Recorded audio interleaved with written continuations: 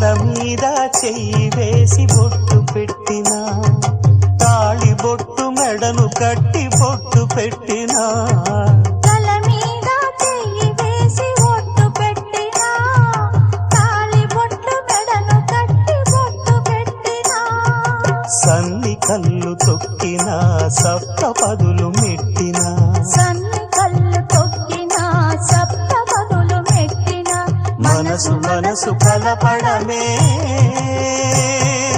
మంత్రం పరమార్థం. శ్రీరస్తు శుభమస్తు, శ్రీరస్తు శుభమస్తు. శ్రీకారం చుట్టుకుంది పెళ్లి పుస్తకం, ఇక ఆకారం దాచుతుంది కొత్త జీవితం.